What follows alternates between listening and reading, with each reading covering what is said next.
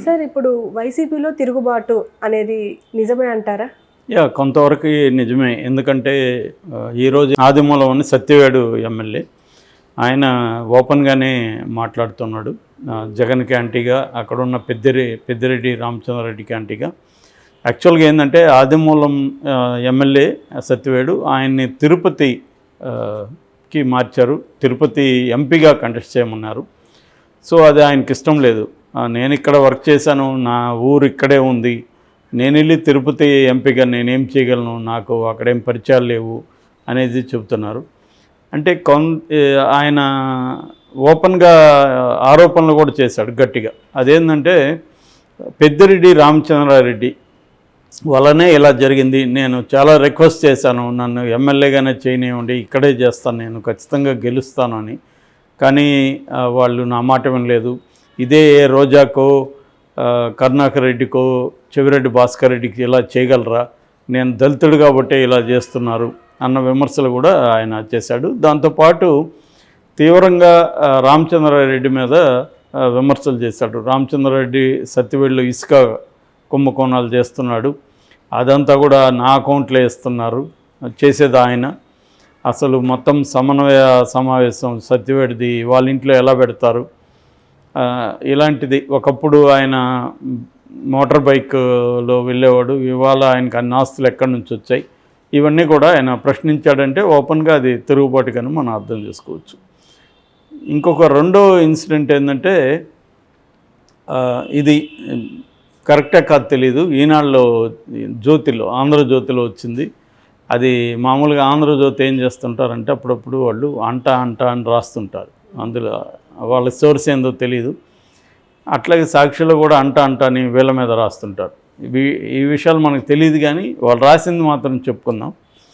అందులో ఏముందంటే కడప నుంచి ఒక ఎమ్మెల్యే వచ్చాడు జగన్ దగ్గరికి, అంటే పిలిపించాడు జగన్, ఈసారి నీకు సీట్ ఇవ్వట్లేదు, నివేదికలు నీకు యాంటీగా ఉన్నాయని చెప్పాడు.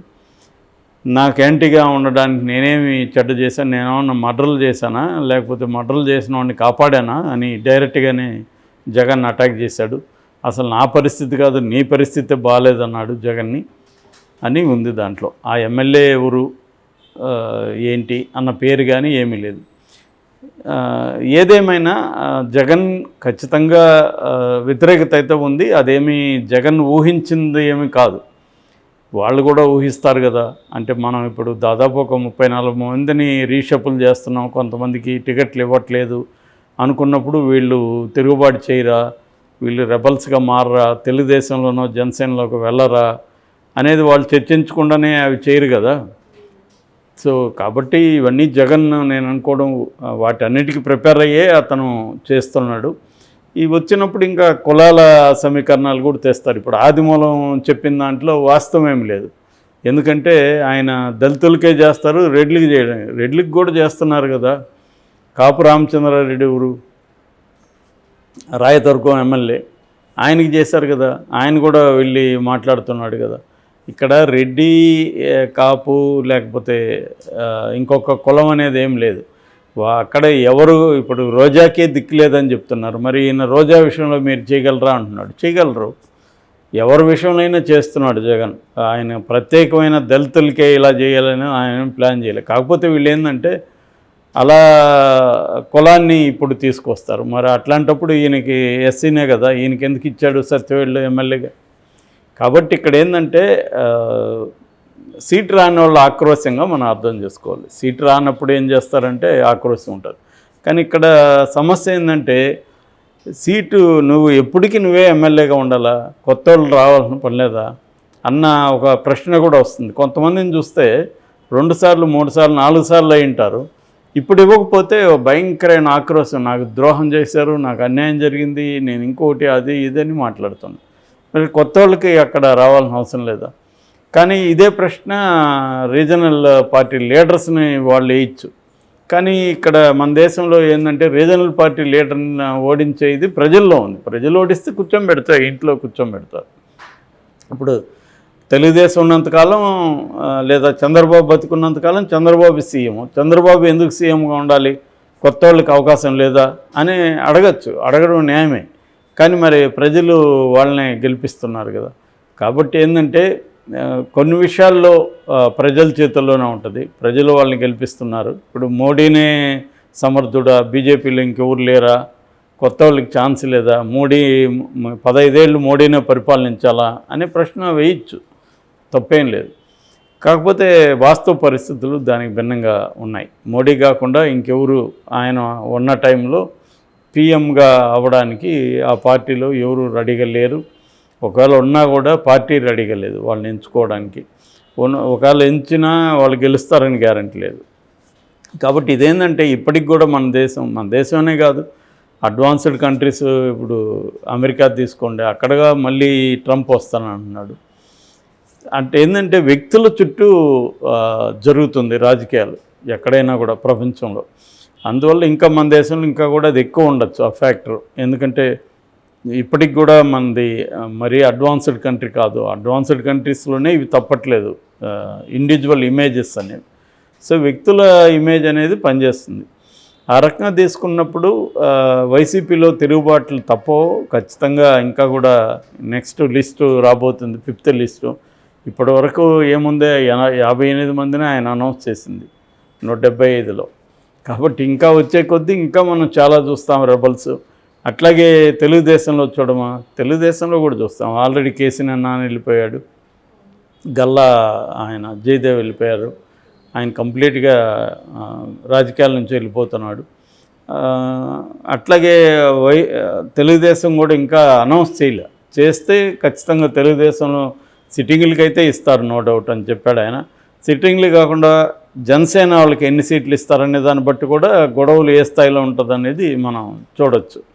కాబట్టి అన్ని పార్టీల్లో కూడా ఈ గొడవలు ఉంటాయి. వైసీపీలో ఏంటంటే అతను కొద్దిగా డ్రాస్టిక్ నిర్ణయాలు తీసుకుంటున్నట్టుగా ఉంది. ట్రెడిషనల్ పాలిటిక్స్ చేయట్లేదు. ట్రెడిషనల్ పాలిటిక్స్ ఏమంటే ఆల్రెడీ సిట్టింగులకి కొంత భయపడడం అనేది ఉంటుంది. ఇక్కడ కూడా మనం కేసీఆర్ని చూసాం. కేసీఆర్ సిట్టింగులకే ఇచ్చాడు మ్యాక్సిమం. ఎందుకంటే ఆయన కొంత భయపడ్డాడు, వీళ్ళని తీసేస్తే. నిజానికి కేసీఆర్కి కూడా లాంగ్ బ్యాకే రిపోర్ట్ వచ్చింది, ఆయన నివేదికలు తెప్పించుకున్నారు. అందులో సిట్టింగుల్లో ఓన్లీ 30 మందే గెలుస్తారనేది కూడా అప్పట్లోనే లీక్ అయింది బయటికి.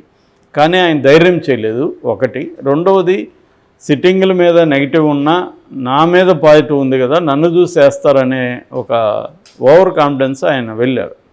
సో దాని నుంచి కూడా జగన్ గుణపాఠం తీసుకొని చేస్తున్నాడు. అయితే జగన్ మీద ఒక విమర్శ ఏంటంటే ఆయన ఈ కటింగ్ అనేది స్మూత్గా చేయట్లేదని, రఫ్గా చేస్తున్నాడు. అది మనకు బయట అనుకుంటాము. మరి జగన్కి ఏంటంటే స్మూత్ అంటే ఏంటి, వాళ్ళతో మాట్లాడాలా, పదే బుజ్జగించాలా. నిజానికి అంత టైం జగన్ ముందు లేదు. సో అందుకని ఆయన వేరే వాళ్ళకి అప్పగిస్తున్నాడు, సజ్జలకి, ఇంకొకరికి. సజ్జల లాంటి వాళ్ళని విజయసాయి రెడ్డి, సుబ్బారెడ్డి ఇలాంటి వాళ్ళకి అప్పగిస్తాడు. వాళ్ళ మాట వాళ్ళు ఖాతరు చేయకపోవచ్చు. రెండోది, వాళ్ళు నాకు సీటే కావాలి, సీటు ఇవ్వకపోతే నాకు మీరు ఏ బుజ్జగింపుల్ని పనిచేయవు అనుకునేటప్పుడు ఎవరు కూడా ఎంత బుజ్జగించినా ఏం జరగదు, లాభం లేదు. కాబట్టి అవన్నిటికి ప్రిపేర్ అయ్యే వాళ్ళు జగన్ చేస్తున్నాడు. దీన్నంతా ఎదుర్కొని వెళ్ళాలనేది అతను ఆలోచనగా ఉన్నాడు. మంచి చెడ్డు తను కొన్ని నిర్ణయాలు ఇలా తీసుకుందాం అనుకున్నాడు. దాని రిపర్కషన్స్ని, కాన్సిక్వెన్సెస్ని అతను ఫేస్ చేయడానికి రెడీగా ఉన్నాడు. రేపు పొద్దున తన నిర్ణయాలు తప్పన్నప్పుడు అతను ఇంటికి వెళ్తాడు. కరెక్ట్ అనుకుంటే మళ్ళీ అధికారంలోకి వస్తాడు. కానీ ఇక్కడ సీట్లు ఇవ్వలేని వాళ్ళు గొడవ చేస్తున్నారు. ఎందుకంటే కొంతమందికి అది నిజం కూడా, ఎమ్మెల్యేలుగా ఉండి ఎంపీలుగా వెళ్ళడం ఇష్టం ఉండదు. ఎందుకంటే ఎంపీ వెళ్ళిపోతే ప్రజలకు అంత దగ్గరగా ఉండే పరిస్థితి ఉండదు, తను నమ్ముకున్న వాళ్ళు ఉంటారు. రెండోది, వాళ్ళకు కూడా అధికారం ఉండదు ఎంపీస్కి. ఎమ్మెల్యేలకు అలవాటు అయిపోయి వాళ్ళ చుట్టూ వందిమాగదులు, బ్యాచ్లు, ఈ లోకల్ పాలిటిక్స్ అంటాం కదా, ఇవన్నీ చేసేసి ఎంపీ అంటే ఢిల్లీకి వెళ్ళాలి, అక్కడ నిన్నోడు పట్టించుకోడు. సో ఈ కైండ్ ఆఫ్ ప్రాబ్లమ్స్ ఉంటాయి. కానీ ఇప్పుడు మరి పార్టీ నిర్ణయం అన్నప్పుడు ఇంకా తప్పదన్నమాట. నిజానికి ఆయనకేమి సీటు కూడా తీసేయలేదు జగన్. అటు నుంచి తిరుపతికి వెళ్ళమన్నాడు. తిరుపతికి వెళ్ళి చేయొచ్చు ఆయన. కానీ ఆయన ఏదో నాకు సర్టిఫికేట్ ఇస్తేనే చేస్తాను, లేకపోతే నేను, మరి మొన్నటి వరకు ఎందుకు ఆరోపించలేదు?